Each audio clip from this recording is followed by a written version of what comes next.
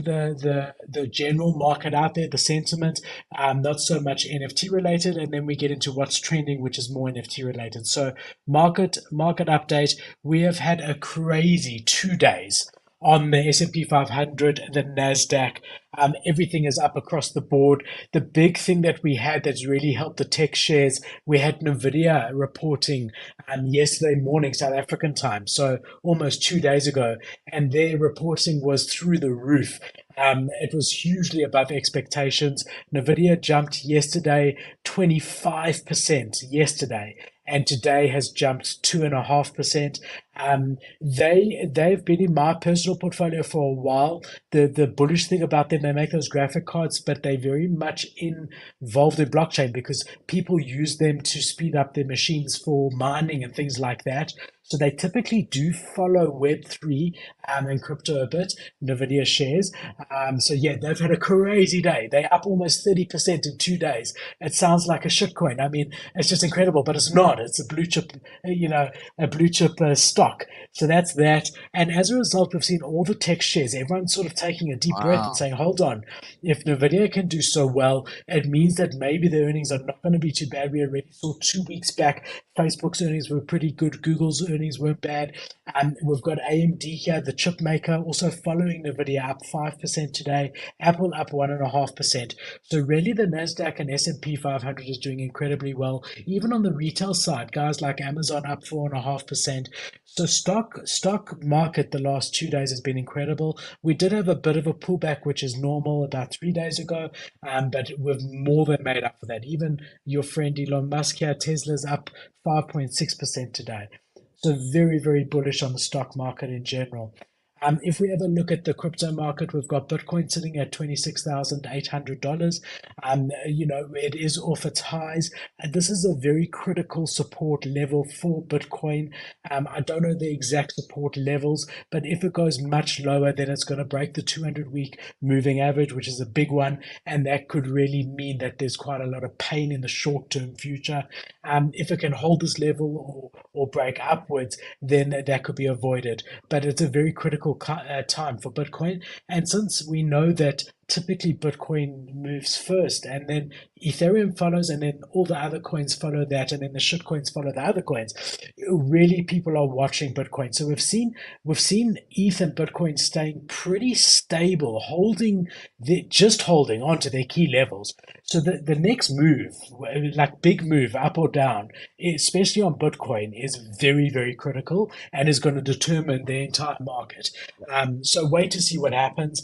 But yeah, everything's been pretty flat even for the last 2 weeks. ETH has been hovering around this 1,800, Bitcoin around 27,000.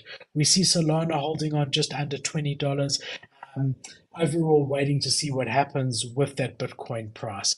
So that's quite interesting. And if we just look at our bubbles over here, which is the crypto market in the last week, we can see we've had a really bad week in Hex. A lot of stuff was down. Render's recovered quite a bit. But in the end of the day, you're mostly seeing red on the week, Yeah. which means that stuff is down. If we change it to daily, you can see following the really good 2 days on the stock market, there does seem to be some good sentiment Wow. in the last 24 hours on crypto.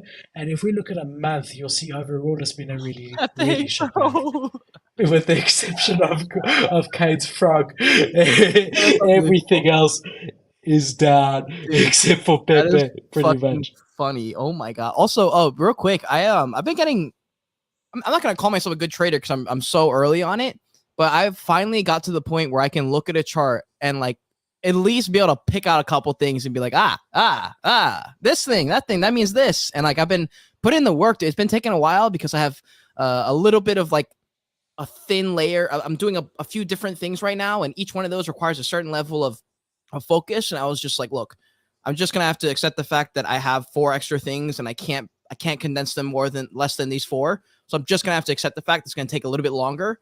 And I'm hoping by end of year I'll be a solid fucking trader and I can really, really contribute in some trading content because that's like evergreen content, trading content, learning how to trade, talking about why this, why that, what's the reason that this did this, why did this thing wick all the way down and back up, like understanding that stuff as a storyteller and then be able to actually back it up with some solid trades, bro. I hope y'all are bullish on the Joyish Kingdom and the Friday Web3 show with Philip Klinko, because I'll be bringing the heat. Philip's already a trader, so you already know he's going to come in with the NFT side of it. But dude, I'm macro You bullish know on what all I of this right find now. interesting with the charts, which is actually absolutely incredible. Even if you look at like the currency, like the dollar, so we've had a week or two with the South African rand versus the dollar, Mm. for various reasons, mostly because we've got no electricity in the country, and allegedly South Africa has been supplying arms to Russia, Oh, allegedly, so that didn't help damn. because America does help us with aid, and if it's true that we've been giving Russia weapons, then that aid would probably dry up. But aside for all of that, what's interesting is the charts. No matter what chart, whether it be your local currency or the Nasdaq or the S&P or crypto or shitcoin or an NFT project's chart, they typically, if you know the head and shoulders and the different patterns and the moving averages, regardless of the news, the chart follows the chart. So Mm. it's almost like the chart can tell you that the rand dollar is going to go down.